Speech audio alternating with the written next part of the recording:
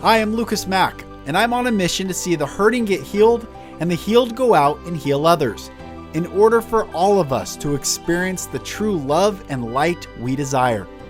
This podcast is me sharing my journey with you, so you don't feel alone in your journey. Welcome to the Golden Rule Revolution.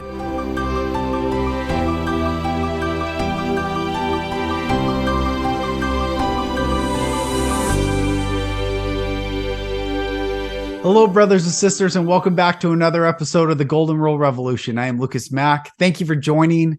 I'm really excited about this episode. Andrew Genovese and I had our second conversation. I first interviewed him when he freshly came out of India and he was back in the US, and he was just embarking on his impact and his journey and his story of what he was going to be creating in the US and the impact he's had all over the world with breathwork. This was a great conversation. I really enjoyed it, and I know you will as well. So, my dear brother Andrew, thank you for coming on, and everyone enjoy. You know, I like just jumping right in, brother. We'll get going. So, brother, welcome back. It's been 20 years since we last talked, or it feels like it. I was honored to be on your show recently, and it was just good seeing you and just good connecting with you again. So, welcome back to the podcast, brother. Yeah, beautiful full circle moment, of just where I was just reflecting on kind of where I was at that time, this consciousness I had available to me, the work that I was doing, the place I was living, just, oh my gosh, just the evolution that's taken place from when we did that, which was only a couple months into everything, and to now. It was really beautiful. And I really enjoyed it as well, my man. It was cool. It's so great. So let's catch everyone up on the past 2 years, like what's been going on with you and what are you doing now?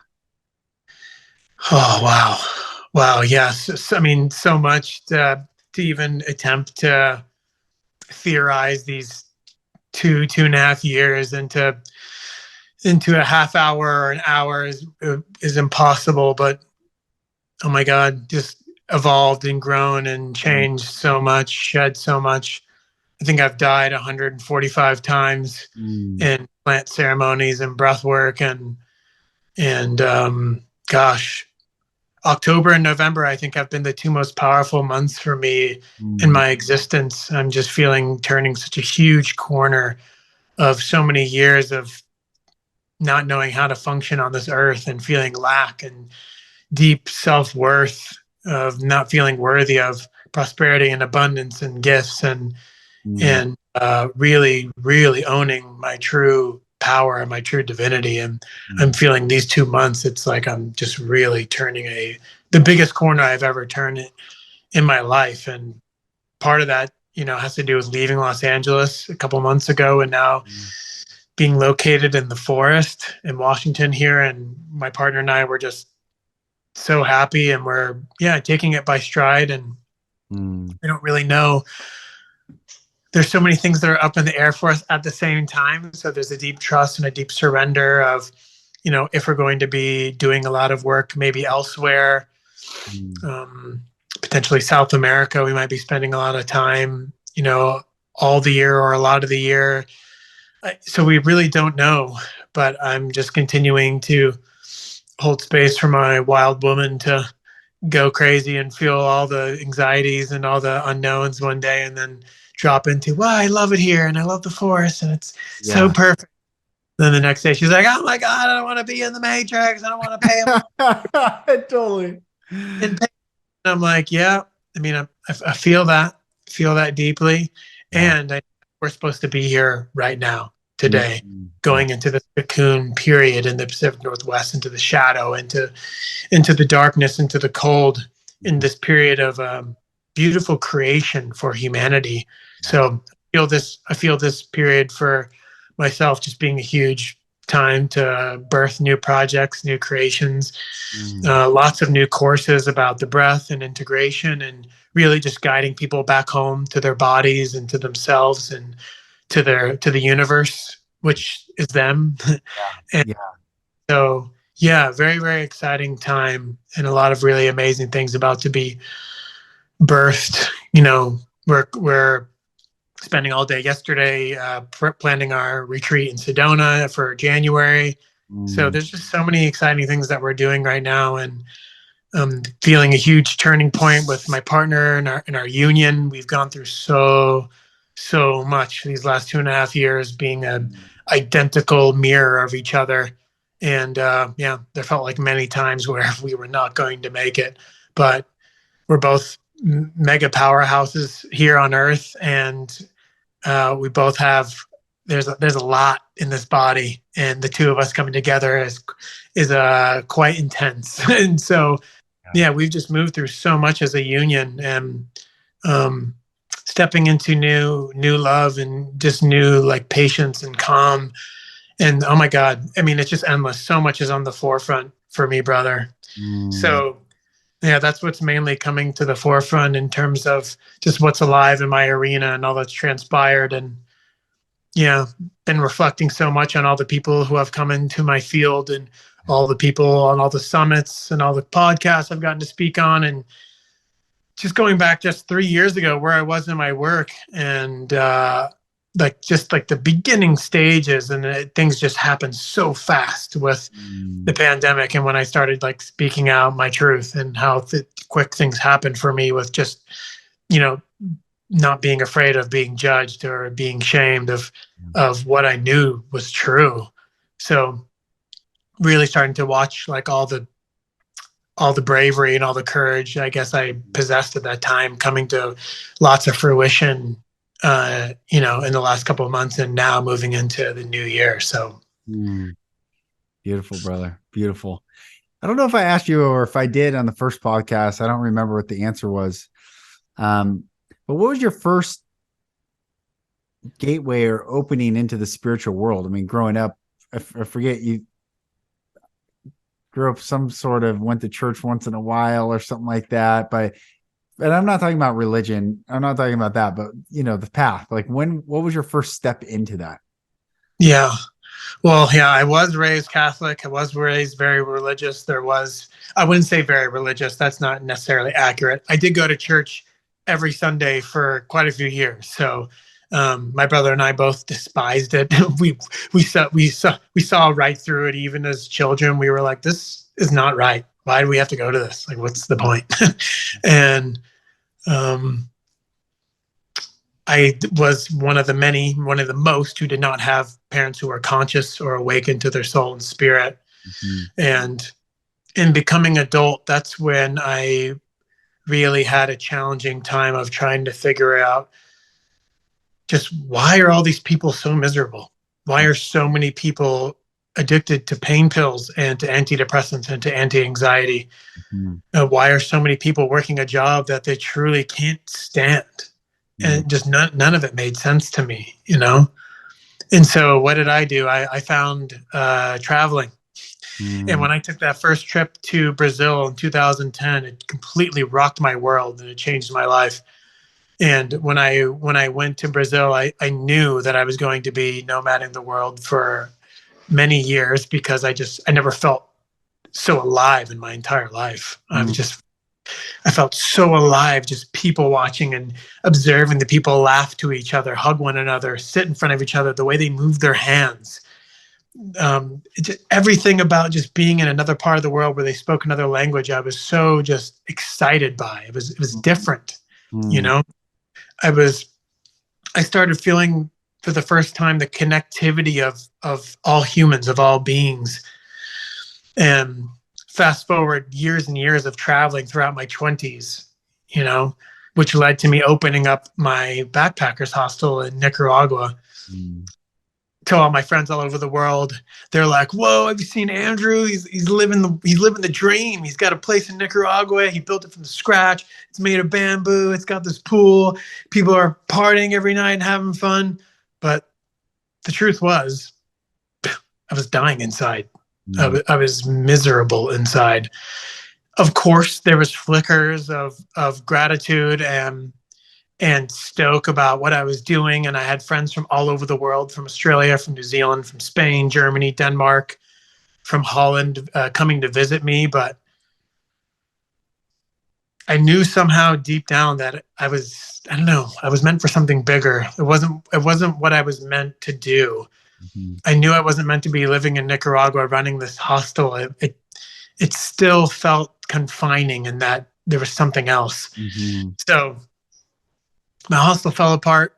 It was extremely successful after being open for only 6 months, and it went straight out the gate. Super super popular. It was being talked about throughout the whole country, and we had to close down because there was some pretty serious chaos in the country. A lot of turmoil, a lot of war within the prime minister of the country, and people standing up for their rights. Innocent people were being killed, and so we had to close my hostel just on a dime. I mean, it was like 1 week we were open, people were coming in the doors. The next week it was like, whoa, we got like 3 people here. What this changed really quick. Mm. Yeah. And so we closed doors, and basically I at that time I had very little money. I had like $1,000. I traveled up through El Salvador, Guatemala, Mexico City, flew to New York City from living in a small Mm. village in Nicaragua up by the beach. Mm. So talk about like nervous system, like actual like shock. Yeah. Yeah. And in living in New York, I was living with my aunt and uncle at the time. Luckily, I had family that was willing to like be there for me and support me, because I didn't know what the hell I was doing. I didn't know where I was going to go. I didn't know how I was going to make money. I didn't. I had no clue at the time. It was a very intense moment, very very challenging. I was moving through what some would call the dark night of the soul, Mm. and then it got even darker than that, and my health fell apart. And that's where I found the breath. And that's what Mm. really, when I lost that job and I started losing motor function of both of my hands, I found the breath through my life just falling to pieces. And Mm. the breath showed me that I was a quantum being, and that I was a multidimensional being, and that I was not from this planet, and that I was here to serve humanity.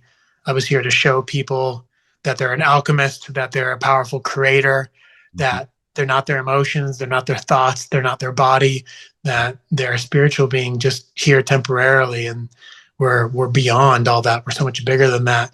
Yeah. And geez, I have so much to credit to the breath. I have everything to credit to the breath.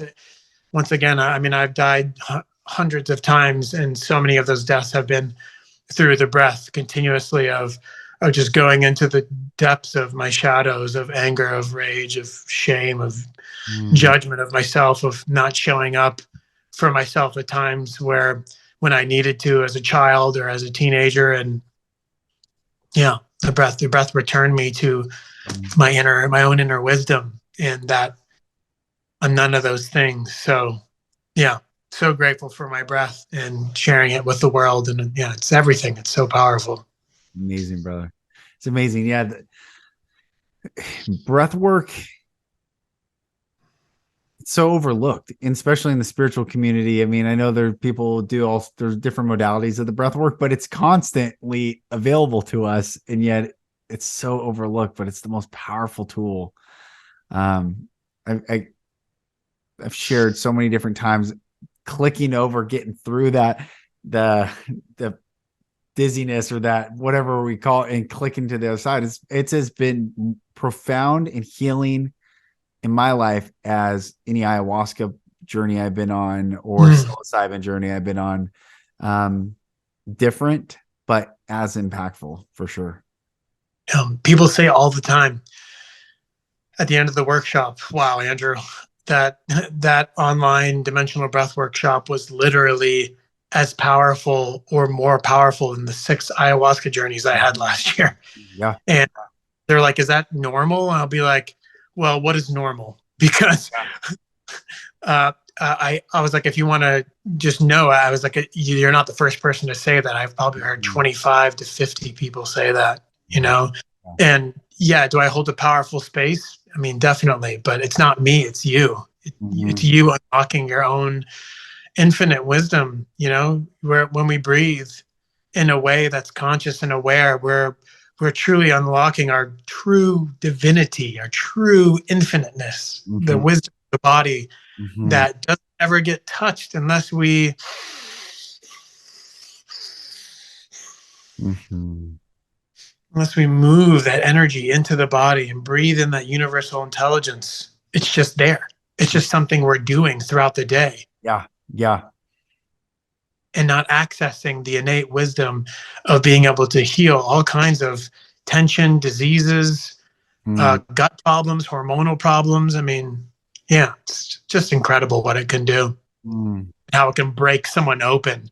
like in a way that they're like, dude, coming here today, I had some resistance because my brother was telling me about how powerful it was, and I answered the call. I had no idea I was going to experience what Mm. I experienced today.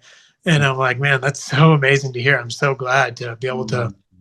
hold that space for you to, for the first time in your life, awaken to your soul and spirit. Like, what a gift. I see you. Thanks for showing up. Wow, Beautiful. what a gift. How awesome. Beautiful. Beautiful, brother. It is. It's amazing.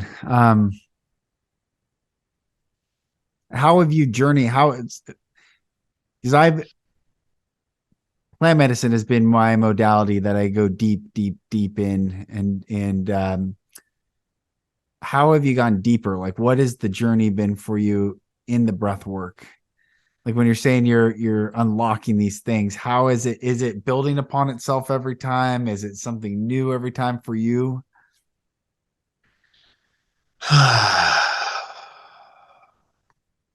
So, as a master of the breath, it's really funny. Recently, I had a friend go, "Hey, man, why do you have breathwork facilitator and teacher at the top of your Instagram? Why don't you have master of the breath? Because you are a master." And I was like, "Yeah, but I, I don't." mm, I was like, yeah, okay, maybe I should own that I'm a master. It's literally all in my chart. Any reading I've ever got is like, you're a master of the breath. Mm-hmm. You're here to be a master. You're here to show this wisdom of bringing people back to their body and being an alchemist Mm-hmm. and knowing of teaching about energy and being able to release at any given time and tapping into awareness in the now moment. So yeah, I am that. I am a master of the breath. And the reason I bring that up is because the last couple months has really showed me into much deeper levels of awareness of just how much of an alchemist and a master of the breath that I am. Mm-hmm. Because I haven't, my guides have not really put me in the direction of plant medicine in the last 3 or 4 months. Mm-hmm. They've been, whenever I have stuff to work through, I just know I'm meant to transmute it through breathing, through movement, Mm-hmm. through literally being this wizard sorcerer with my breath and my energy and just moving these energy and giving it back to God, giving it back to source. Mm-hmm. And I felt that on a level I've never felt in my life until I was literally did my 7 day fast up here in the mountains Yeah. in the Northwest with the ASEA.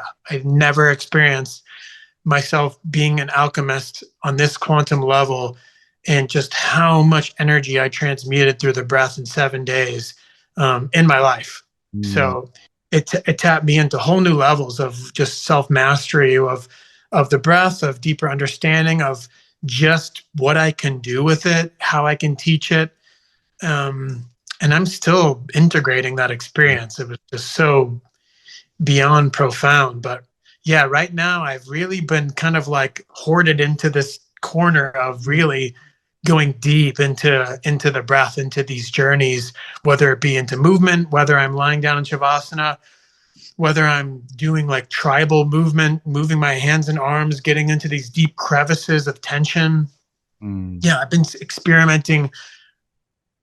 I mean, I've experimented with my breath for thousands of hours over the last couple of years, but yeah, that's been elevated in a much deeper way in the last 3 months. So yeah, gotta and of course I happen to be releasing, multiple courses in the next couple of months. So Yeah. maybe it's obviously for a divine reason to really get me like in it while I'm giving this wisdom to the world. So Beautiful. Beautiful, brother. What about first of all, I saw the photos when you were in the mountain. You were off Highway 2, weren't you? Was that I was literally a couple miles. So I was literally bird's eye view of Mount Rainier. Oh wow, Um, okay. Cool. That's amazing. That's yeah, amazing. of Mount Rainier on this mountain 8,000 feet elevation up. It was cold as hell. It was in October in the Pacific Northwest. So I knew it was going to be quite challenging in terms of weather. I only got rained on the very first night, and that gave me like a jolt of, holy crap, am I crazy? Like, am I nuts for doing this? Like, and then I literally just had to drop into, there's no turning back. You're on this mountain. Mm. You got this. You're safe. You're guided. You're supported. And holy crap, what a journey it was. It was like the first night it was like 27, 28 degrees. And the nights after it was anywhere from like 30 to I'd say like 33, 34 degrees. Mm. And wow, it was so beautiful. The medicine in that journey was so profound in just what I experienced, giving myself that radical act of self-love, of this gift of just returning to nature, returning to myself, returning to breath. There's something so primal about standing on this mountaintop naked every day, just being with the nature and hearing the sounds of the birds and having my fire right next to my tent and just contemplating life for 170 straight hours with no food. Just water, ASEA in my breath, in the land. And that's it. What's ASEA? So ASEA is spelled ASEA, ASEA, ASEA.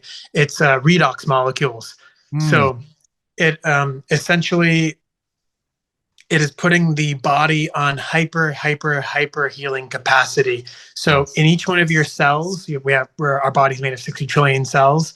We have a mitochondria in each one of those cells. So it is increasing and basically upping the mitochondria. It's increasing the glutathione by 500 to 800%. Wow. So that's why there's thousands of healing stories across the world as this product is just going off the charts. It's making its way to countries all over the world because, it speaks for itself. It can literally take someone who has dementia and can't even remember what neighborhood or city they live in to literally walking in their driveway playing basketball with their grandson 10 weeks later, drinking half a bottle to a bottle of this stuff per day. So there's thousands of those stories out there in the world. So then take it to someone who's extremely healthy and takes care of their body with no food. Holy shit, man. I was on fire up there. That's amazing. Like my world was on fire. My body was alive.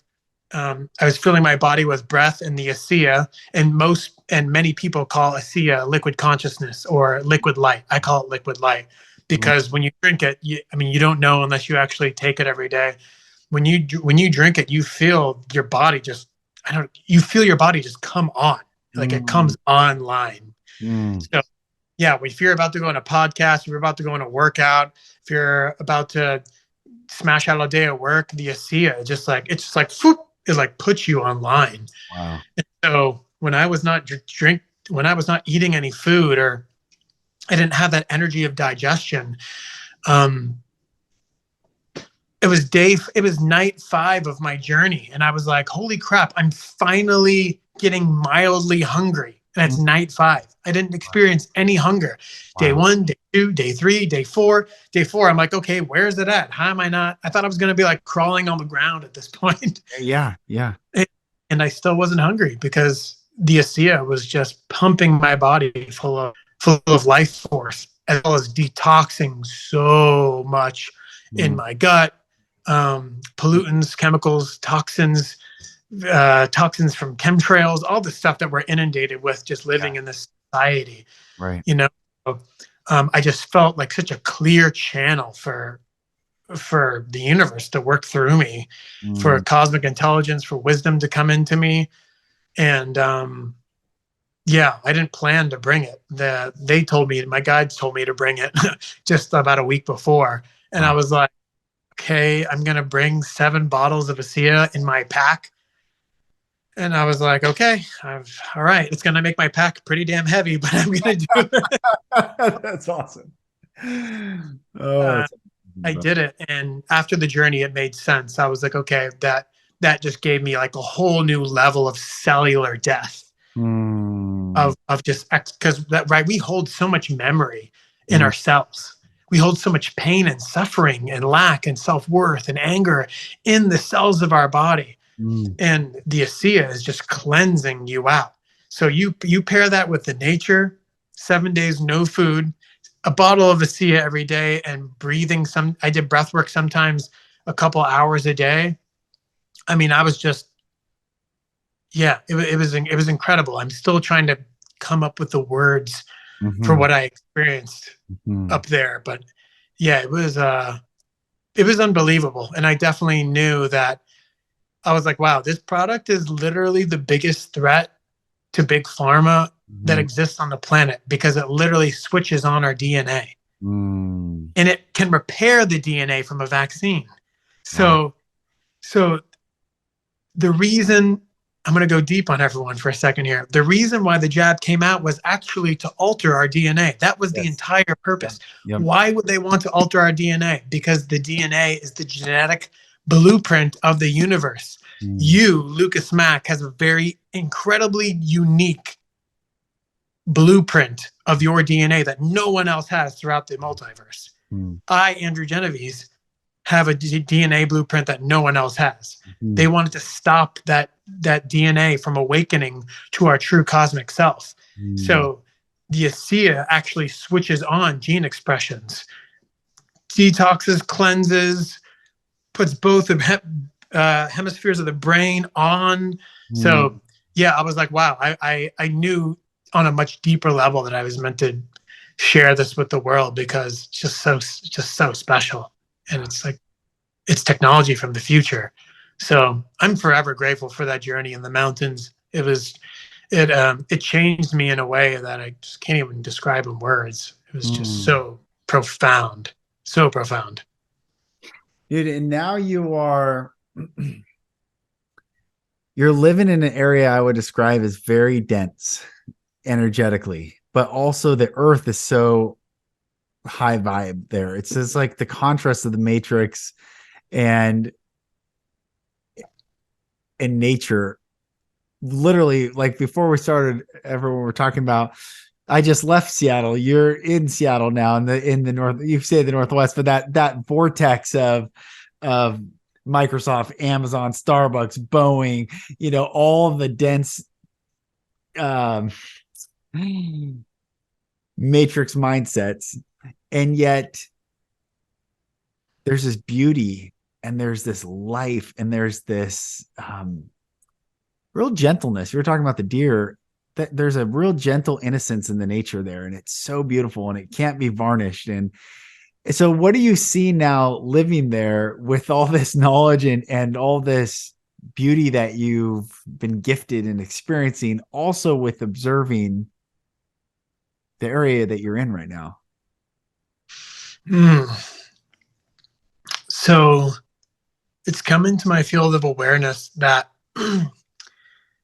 from Mount Shasta, Northern California, up through, you could do it like a triangle. So Mount Shasta through to Spokane, Washington, about through Oregon, through Washington, and then maybe up through a very a small portion of British Columbia.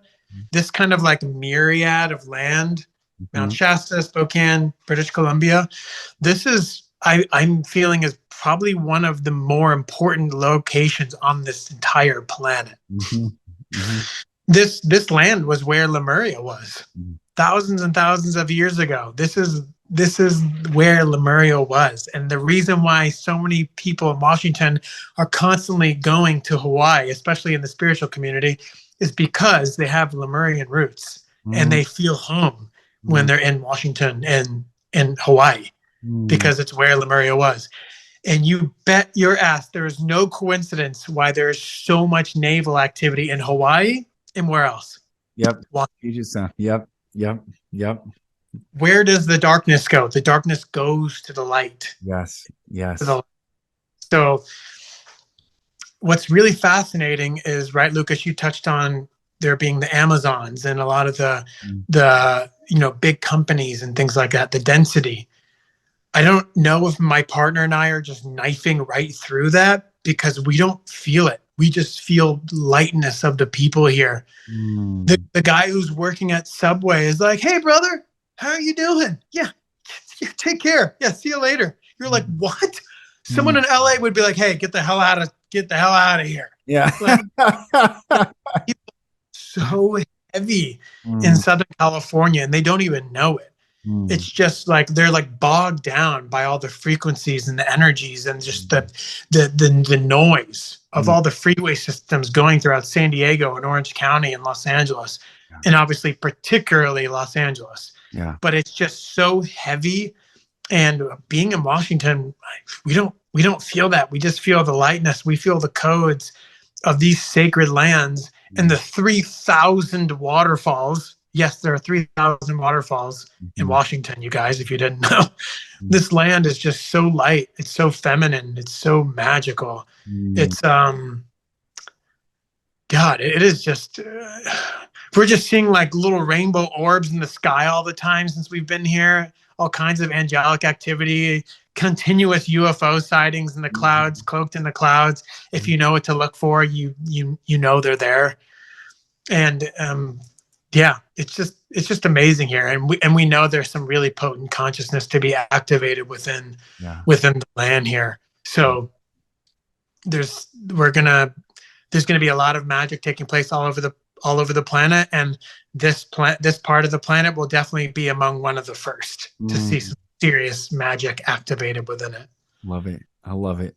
I love it, brother. It's exciting. How does your partner, like, I know for my wife and I, we've been on this journey together. She and I have signed up for this contract and we are here.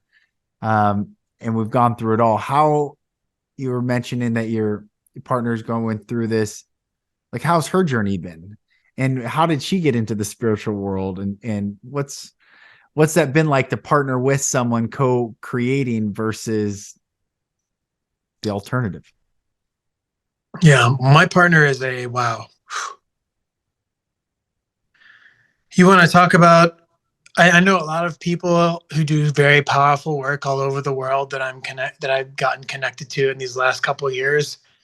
I've never met someone who can tell you what you need to hear, but it might not be what you want to hear. She is such an intense human and the most loving and generous and kind, and compassionate, but she is a really, really powerful mirror. So she's just an insanely powerful mirror and alchemist. So being her partner, it is, man, it's no joke. It is. It's beautiful. She has pushed me into my shadow in ways that I couldn't even imagine. And with that came lots of anger, lots of resentment, lots of emotions that I really had to move through. And as a union, we've had to move through them together. So my partner, like many women in the society, came from a very hyper masculine of operating of, I need to be the woman in this company. I need to be seen. I need to be, there can only be one woman in this company, right? That very catty energy of the feminine of shaming or judging another woman who was beautiful or who walked into your territory, that or that's like the sister wound. That's something very deep within the feminine that the feminine is undoing. So my partner was in the matrix, you could say, working in the matrix for like almost 20 years before she, this is the first time in her life that she's not working her ass off nonstop. So it's really the first time in her life for the last 3 months where she's actually just getting to be. Beautiful. So beautiful. She's undoing a lot right now. She's going through a deep purge of a lot of child wounds. And it's an intense time.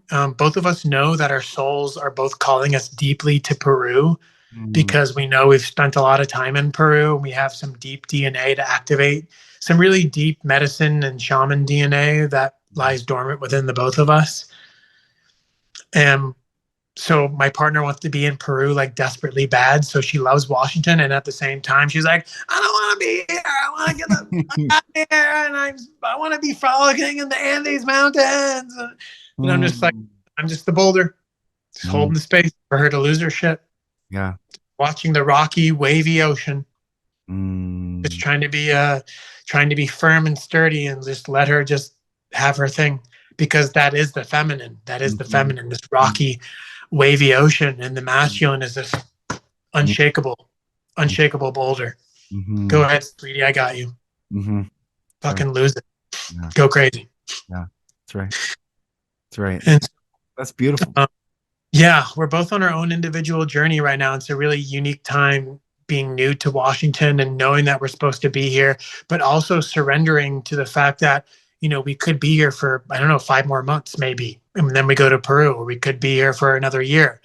Or I feel that we're going to be living in both, because our work is needed in both lands. That's what I feel deeply today in this now moment. And I'm surrendered to change of guidance of whatever that looks like, you know, as things change and evolve tomorrow, the day after. So beautiful. How, I guess not even how, like what do you see in the coming months, in the coming years, on how this evolves and how the consciousness of humanity awakens while this dark consciousness loses its grip?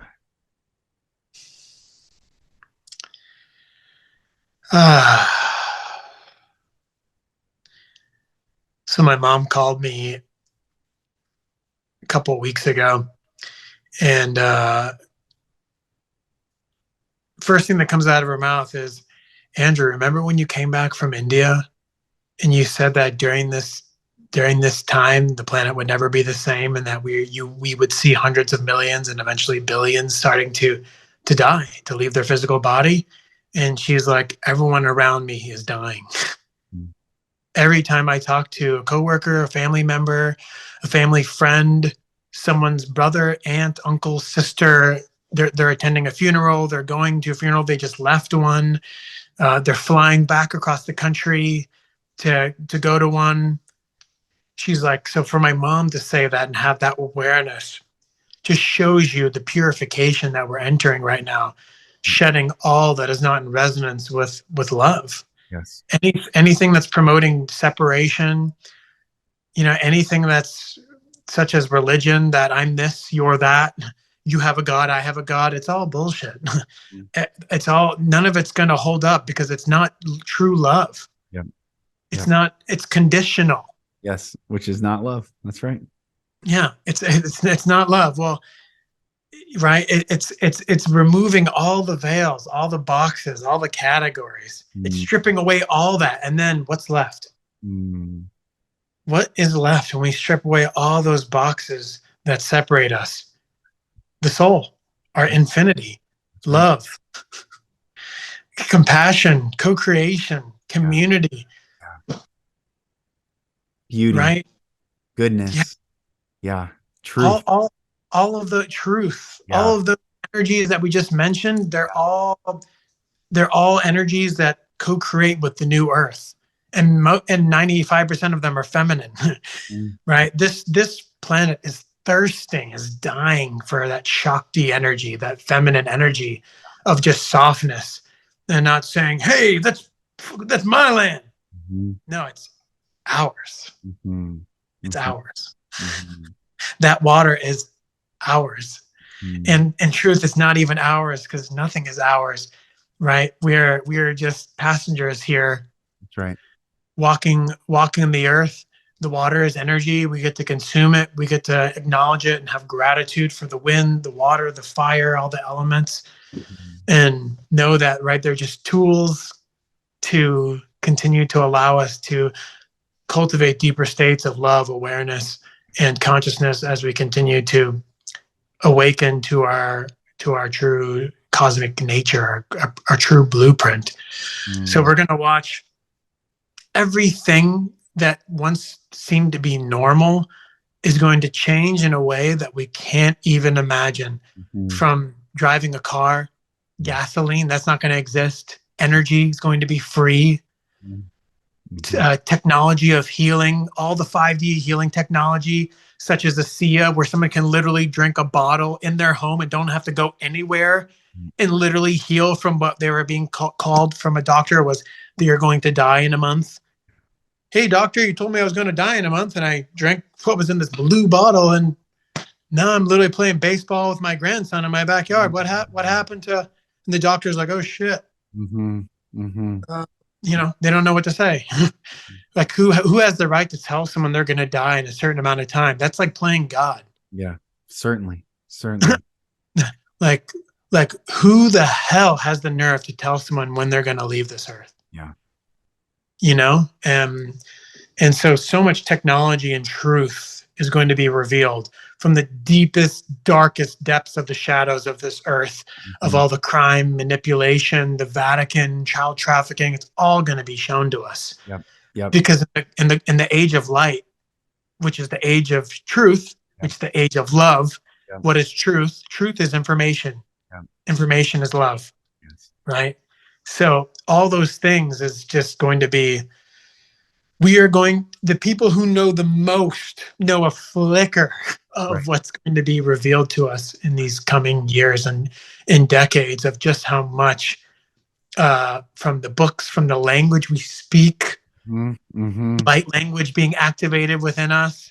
I mean, this planet is going to become galactic. It's going to become cosmic. It's going to become multidimensional, psychic abilities, astral travel. It's going to be so otherworldly in a way that we can sit there and really just try to guess. But even myself, I know a lot, and I don't know shit about what's truly going to manifest. And so continue to stay humble every day, knowing how much I know, which is probably more than 99.9% of people. And at the same time, I know nothing. And I just surrender into whatever that looks like and the unknown, because it's going to be so exciting. Of how much connection and non-separation we're going to experience while in this physical body. It's going to be epic. It's going to be amazing. I've had these visions for the past couple of years where I've seen, I don't know if I talked about it on the show, but I've woken up in the middle of the night seeing this, meditating, I see it, plant medicine, I've seen it different times, and it comes a little bit different way, but there's this giant wall of water that reaches to the sky, and I can, for some reason, I always see the top of the wall, and it's like rounded edge, but it's flat on the top, and it's like, it's a wall of water, so you can see its movement, and it's feet deep, but not so deep. I mean, you can kind of see on the other side, it's translucent. Anyway, I've asked, like, what does this mean? I've seen this so many times. And I see the wall crash down and just go out, and it washes away everything. And every time it falls, I hear, first comes truth, then comes healing. First comes truth, then comes healing. And I see that wall, and we can't see on the other side very clearly, but we can kind of see it. You can kind of see through water, a little bit shadowy. When it moves, like, wait, I know we're getting premonitions, but you're right, we cannot see. But I look at that wall of water as the ushering in of Aquarius, that when, look, we've gone from Pisces to fish, which was teaching men to be fishers of men, to take them out of the water, which is such an interesting analogy in teaching. We went from, before that, Aries, which was the ram, which is Judaism, which is all about the bloodletting of the lamb. When Abraham sees the lamb caught in the thicket, doesn't sacrifice Isaac. Well, it's like, wow, that's a fucked up story. Like, oh yeah, I really trust God. Child sacrifice. Then before that, why was Moses so pissed off at the people at Sinai? Is because they just left the age of Taurus. They're in the age of Aries, but they're still worshiping the bull, and he's pissed off. He's like, "Oh, you're not going to worship what we've just left, Taurus. You're in my world now." And so it's like this constant wheel, just like a dial, click, click, click. It's getting closer and closer to all of a sudden there's no clicking anymore, and the water comes. and everything gets revealed. We will be all naked, vulnerable, standing there, no longer in shame, but truly having to face and see and heal. And it will be based in love. It's like in Genesis, you're talking about DNA and genes and the genetic code. The creator is, I mean, how much love does the creator have? It's amazing that its patience amidst all this still exists, right? And so it's the story of like, well, the story of Adam and Eve sinning, but God doesn't come angry. He doesn't like smite the earth. He doesn't destroy them. He doesn't hunt them down. It says they heard the voice of the Lord God walking in the garden in the cool of the day. Well, that's a nice picture. Like, that's mercy. That's beautiful. That's gentleness. And it says, and the Lord God called into Adam and said, where are you? Like, that's amazing. Doesn't he know everything? So why would he ask, where are you? And the man said, I heard your voice and I was afraid because I was naked. And God asked another, whoa, who told you you were naked? Did you eat of the tree whereof I commanded you not to eat of? And instead of him saying, yeah, you're goddamn right, I did. Like, whatever he wants to say, instead of just saying yes, he goes, the woman thou gavest to be with me. And she gave me of the tree and I did eat. So God goes to her, not angry, just like, what did you do? She says, the serpent beguiled me. So mankind has been constantly blaming another person, not taking radical accountability and responsibility for the gift of the love that was a loving encounter. It's like, hey, what did you do? Instead of just saying. So I share all that to say, I really believe as we enter this dimensional spiritual, like in every possible way, the water washes it all away, and we will be, I think that's when the water is the activation of us. And I don't know how, but I am so excited because I can feel it. And one of the interesting teachings, I think the Bible is this, I've read it so many times. I've read King James cover to cover 7 times in 14 years. I can give dissertations on every religion, but I think these teachings were beautiful that were bastardized. But one of the things is Exodus, the story of the Exodus. And I hear these other, like in the truther community, talk about we're having another Exodus moment where God's going to save his people or different things like that. I'm like, yeah, that's interesting. But one of the things that's fascinating is the wealth transference in Exodus. So there were so many curses on Egypt in the story that the Egyptians gave all the Israelites their wealth so that they would stave off any further curses. So there's a massive wealth transference. And I bring this up, say, as people are exiting the earth right now, because I believe they're going to come back as children and be taught by those who have the wisdom to teach love and to not live in fear. The wealth transference is also taking place. Everything is shifting. What you're saying, the oil, the power, those that own the commodities, those that own the land, those that have it's like, no, we will be so abundantly blessed with, and I don't mean physical, I don't mean like the monetary system. I just mean wealth. Like, we will be abundant, legacy, love. It's a long story to say yes. And it's going to be beautiful. It really is. It's like in India, they use the word prosperity a lot. Yeah. Beautiful word, because yes, it is financial. It is financial and money, but it's only like a snippet of it. It's only like a small bit.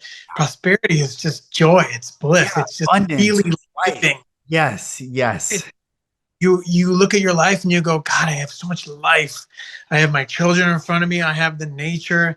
I have fun. I have play. I've been to all these places, and I'm just prosperous with just life and my breath. It's prosperity. It's really full spectrum. Yes.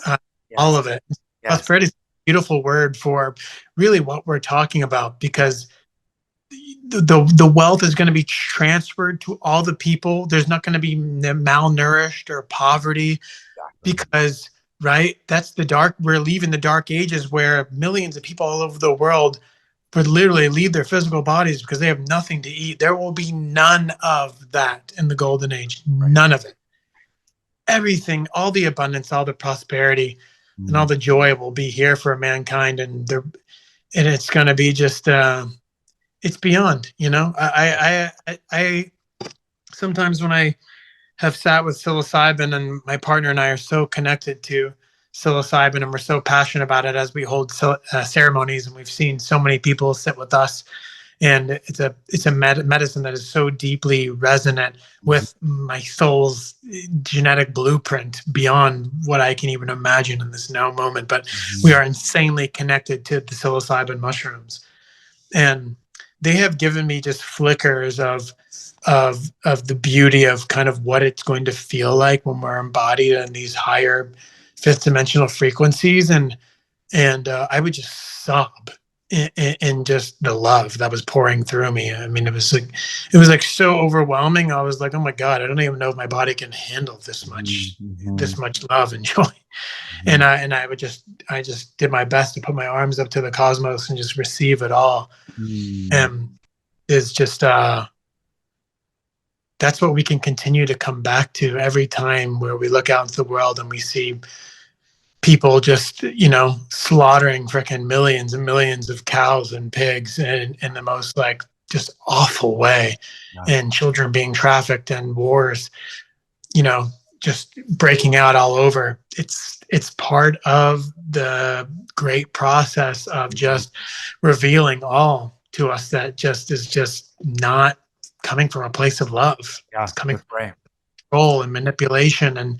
And one thing that's so important is, right, the dark forces, the cabal, whatever we want to call them, they cannot live if they cannot siphon energy from the suffering and the pain and the fear.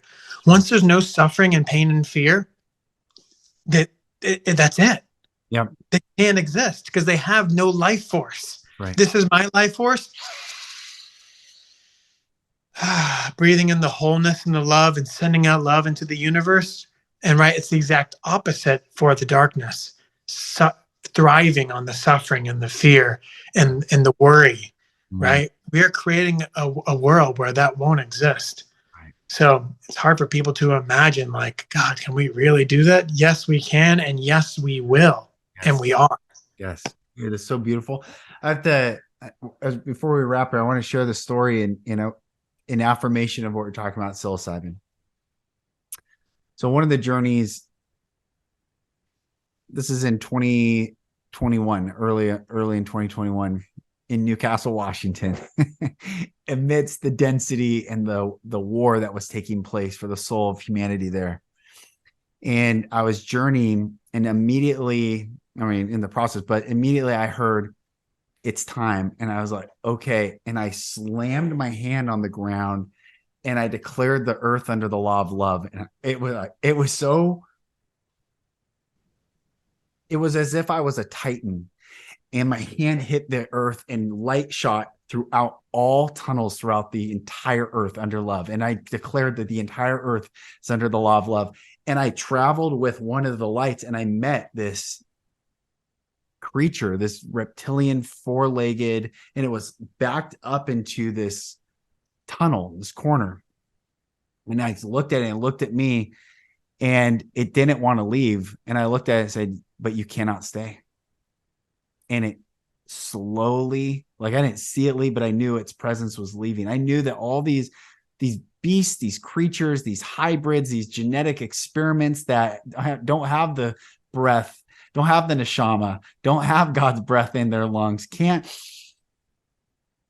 they're operating on some sort of zombie existence, parasitical programming, touching nerves and brains and making them move like a robot, are trapped. And now they're leaving. And the earth is, in every dimension, in every realm, in every timeline, in every layer of this experience, is being liberated in love right now. And the plants are bringing us home.